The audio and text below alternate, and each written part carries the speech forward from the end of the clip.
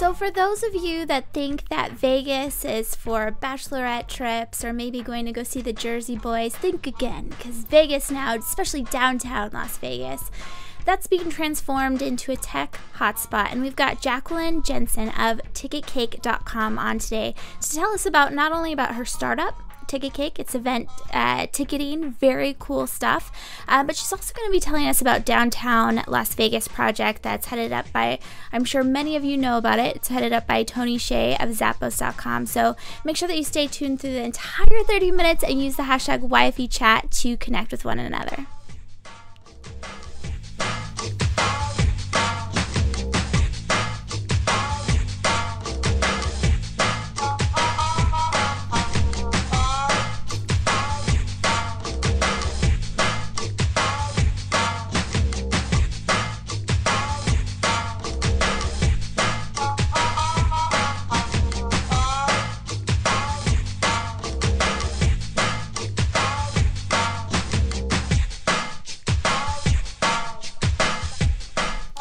Hi everyone, this is Jennifer Dono. I'm the host of Young Female Entrepreneurs. I'm noticing that my hair is doing crazy things tonight.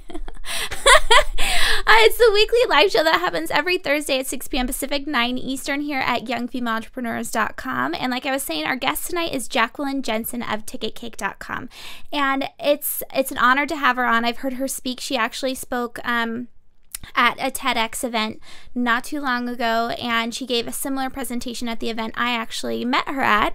And she's phenomenal, very smart, and doing some very cool things. So we'll bring her on shortly. But before we bring her on, I want to, of course, thank our sponsors.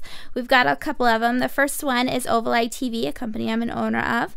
Ovaleye TV hosts and produces live video events built to meet your objective.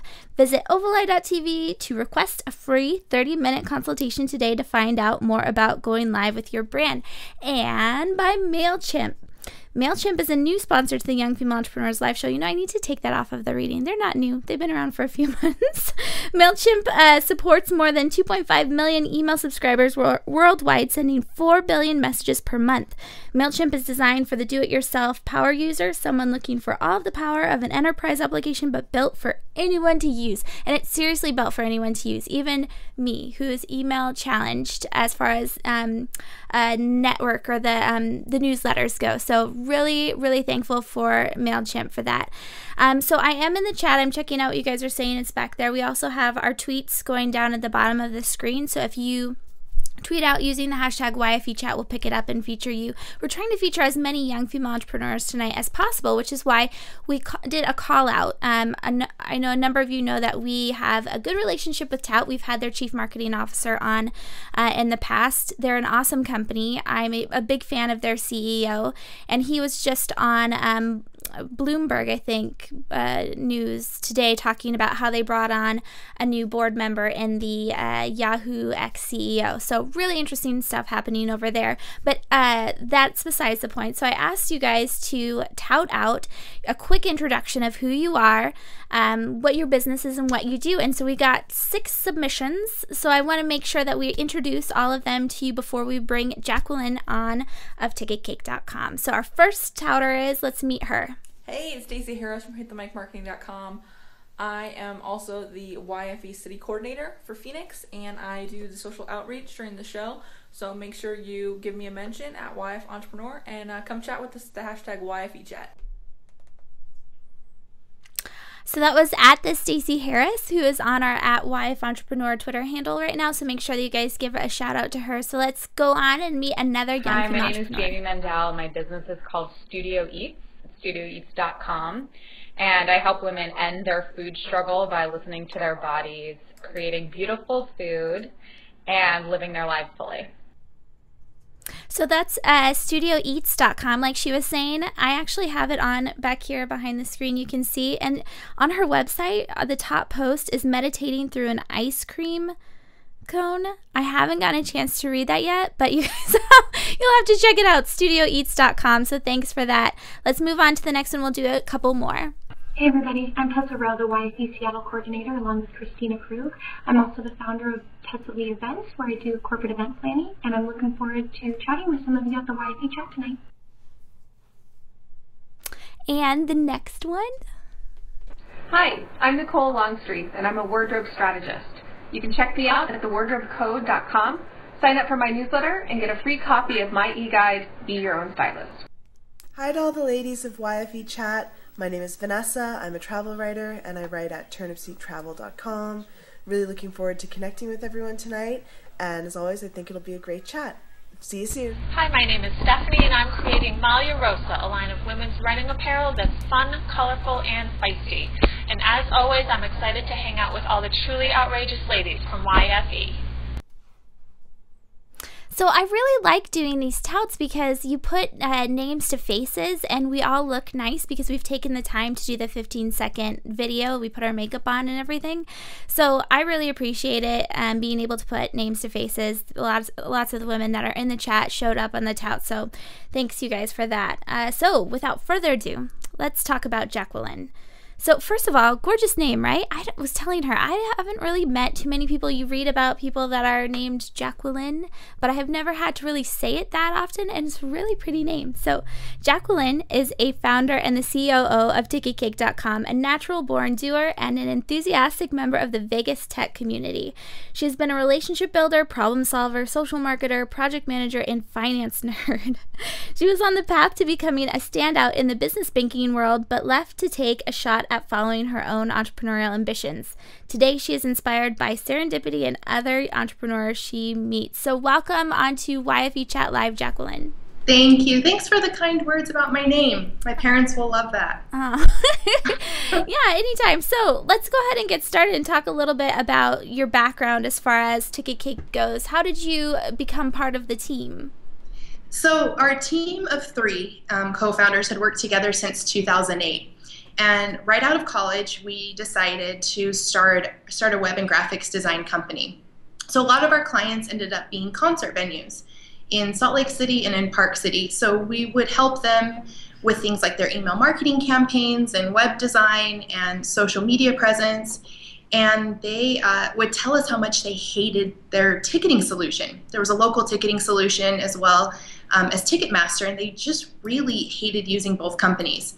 So we thought, well, building a payment processor is pretty easy. So let's build that and let them use that, and then we'll marry in our skills with marketing and advertising and kind of have a unique solution for them. So we launched that in January 2011, and it was pretty interesting because their competitors wanted to use the product, which wasn't really our intention. It was just a product for our current web and graphics design clients.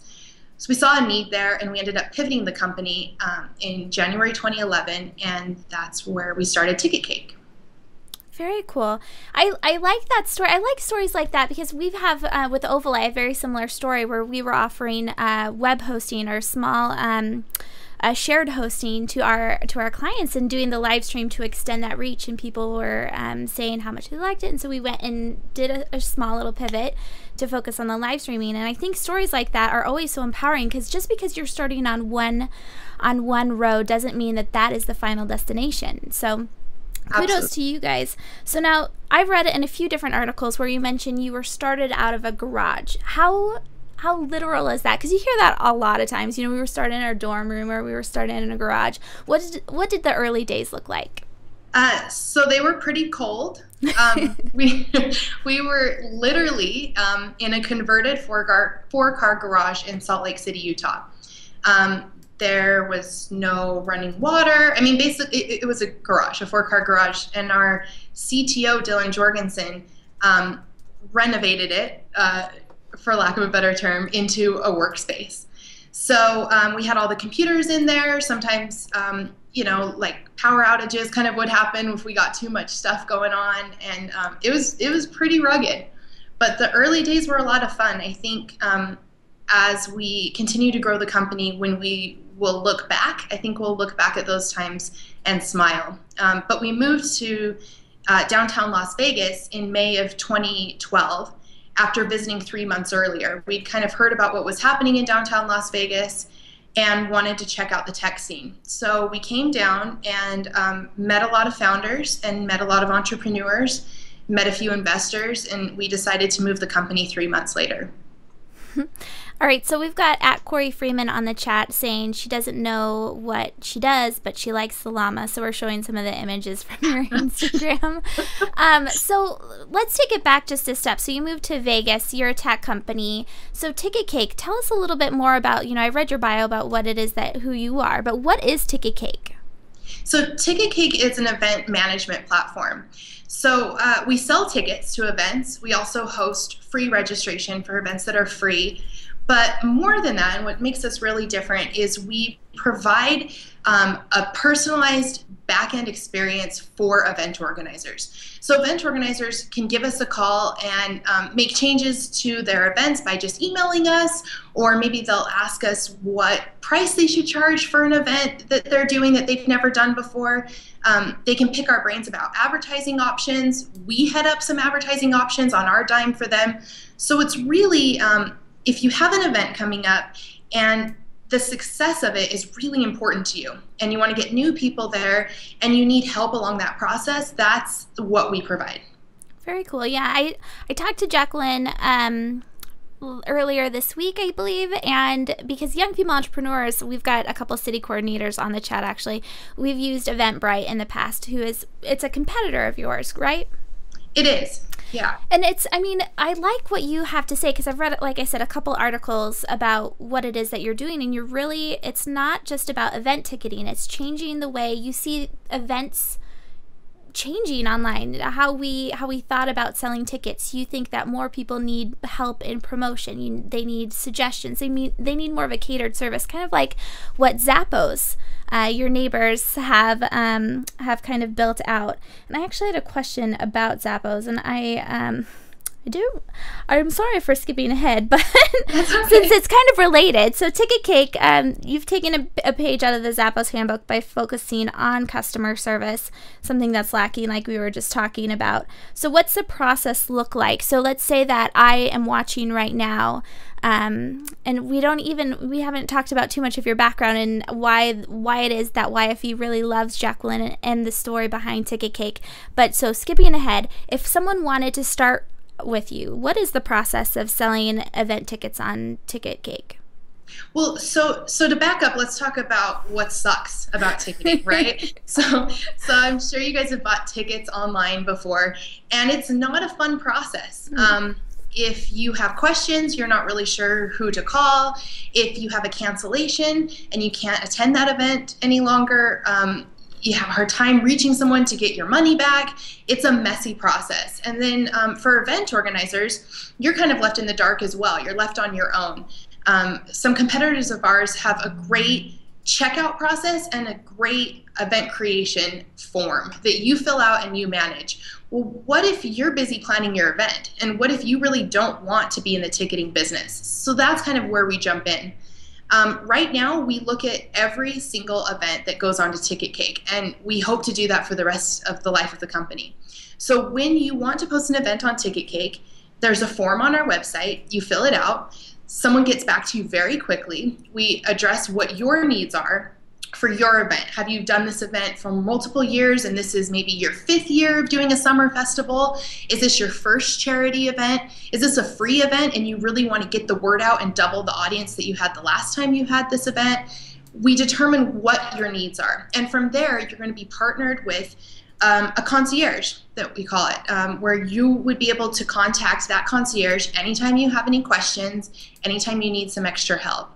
So that's the process of using Ticket Cake. See, I really like that. I think it makes sense, and I feel like a lot of companies are moving that way too right now, that the added service and really focusing on the experience for not only the person purchasing the ticket, but the person selling it. Not saying that everyone's doing that exact type of service, but right. You know what I mean. Yeah, so, no, the technology to sell a ticket is there.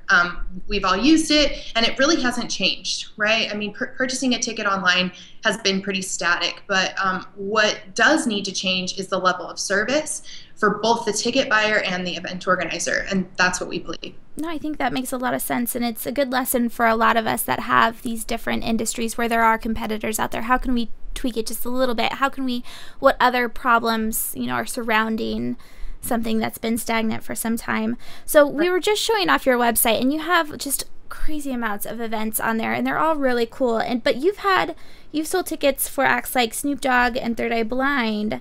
How did you get such high profile events on Ticket Cake? What was the process like for getting those on there?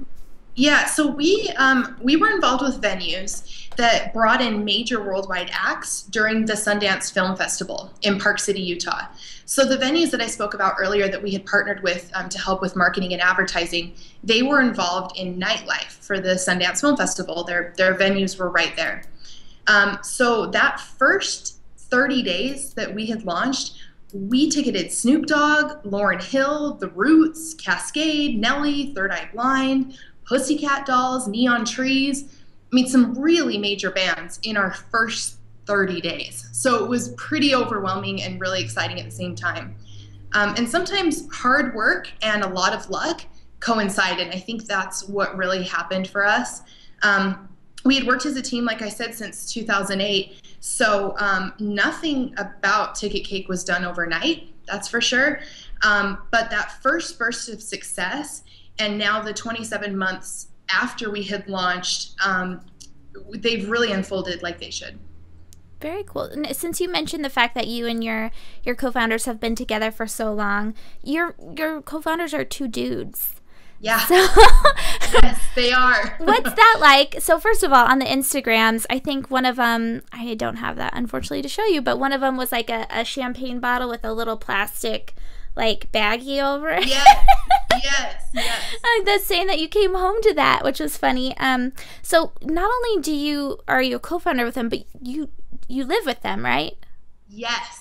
Okay, so what's that like? And I think the more important question is having you on their team, is having a female on the team, has that given you any type of advantages?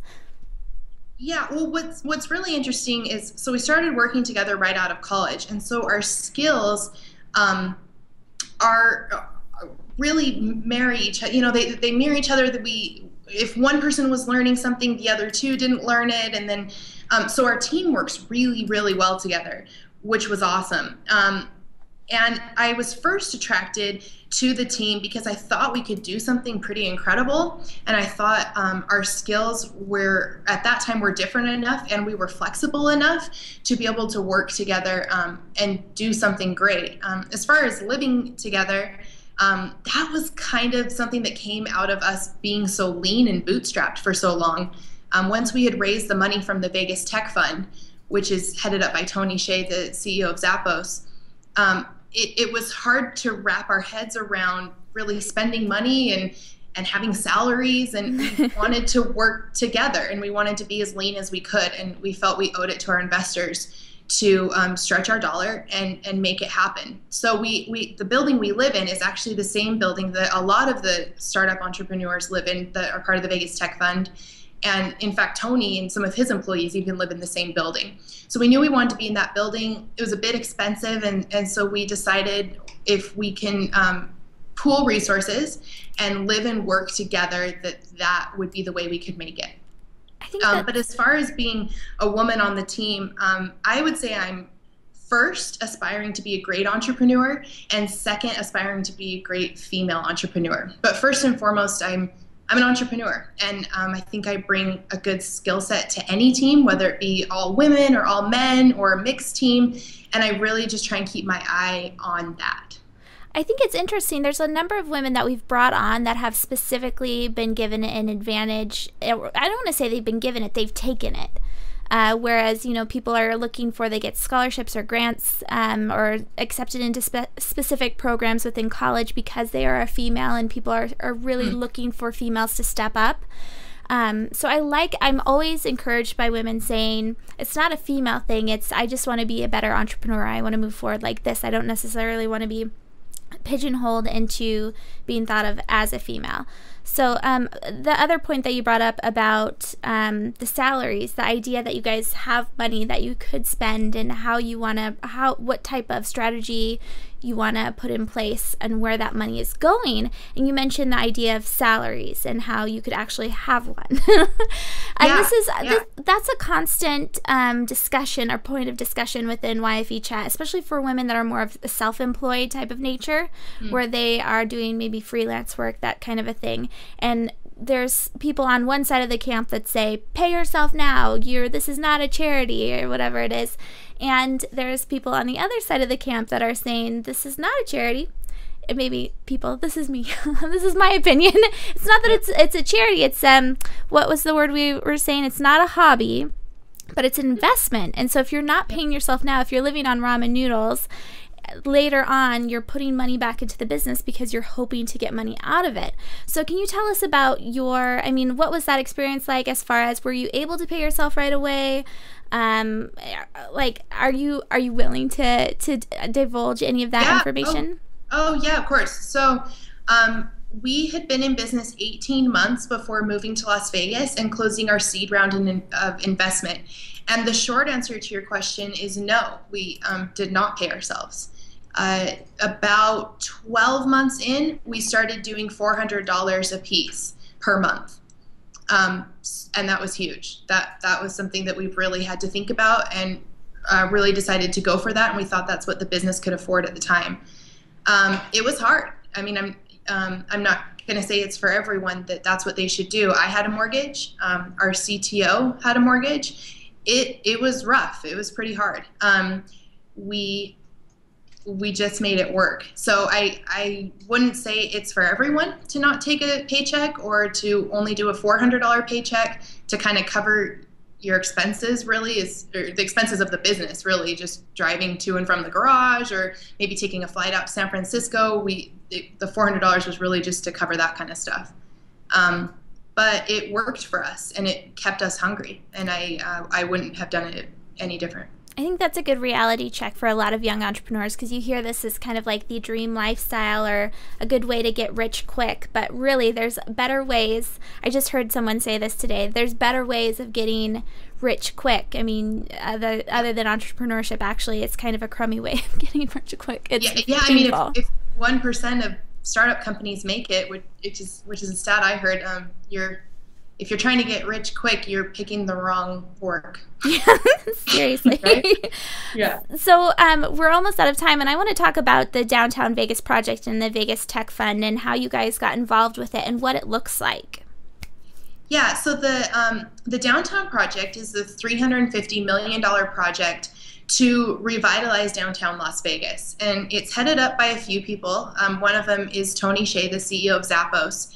And they were seeing that in downtown Las Vegas, a lot of really cool tech entrepreneurs and founders and just people interested in tech were congregating.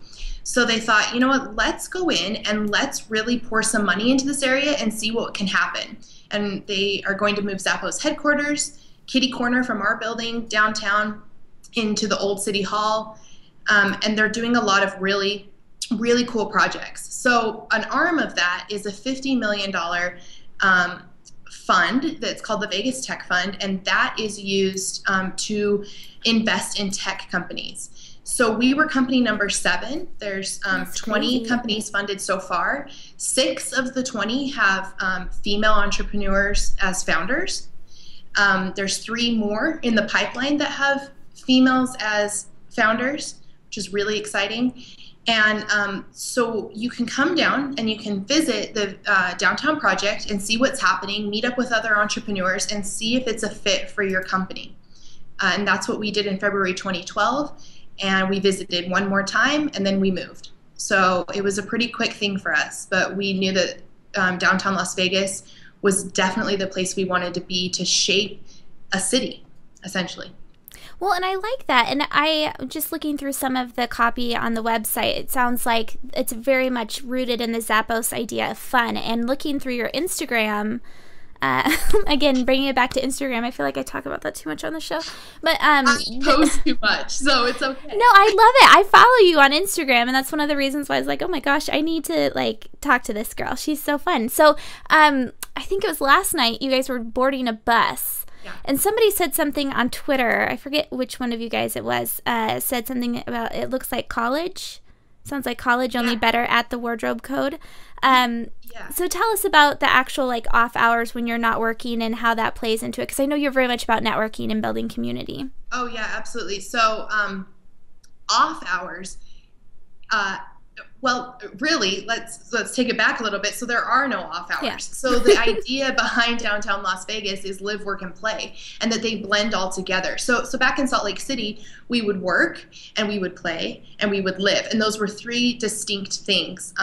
Scaled more on the work, and then way less on the play, but we didn't really mix those. And here, I constantly feel like I'm working, but I'm working while I'm playing, which is a totally different feeling than I've ever had. So when you were talking about boarding the bus, so we were boarding the Delivering Happiness bus to go to a secret location, which ended up being this awesome house that Tony had purchased, and they did a big scavenger hunt with a bunch of people who were visiting from all across the nation. And it was awesome, right?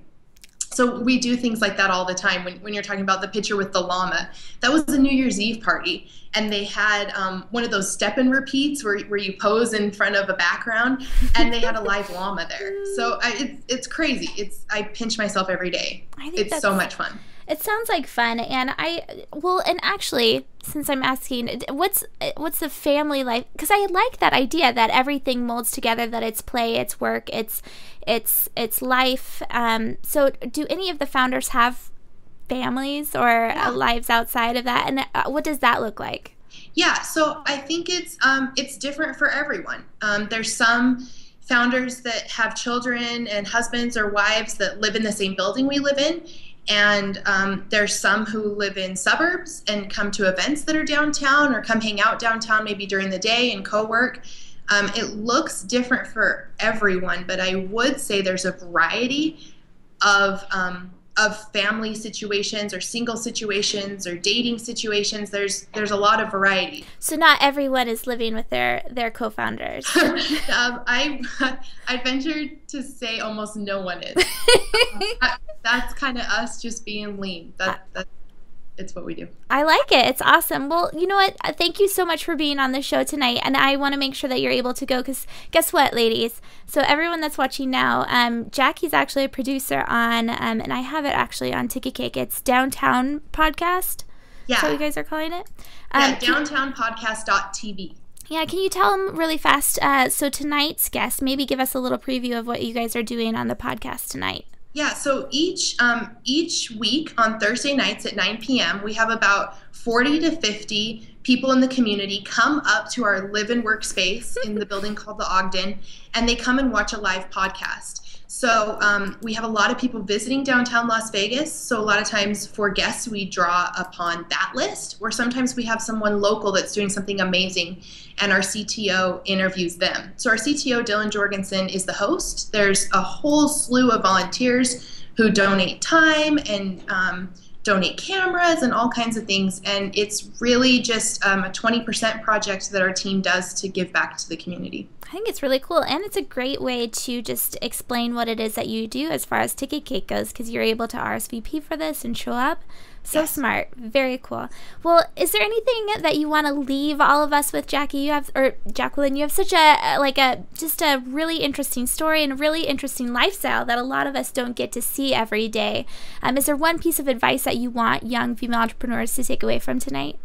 The one piece of advice I would say is show up. I know we were nervous about going to downtown Las Vegas to see what was happening, even just if it was a vacation. We thought, we're not Vegas people, maybe that's not for us, but we just showed up, and it was one of the best things that we could have ever done.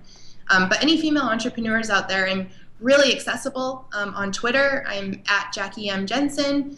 On email, I'm jackie@ticketcake.com.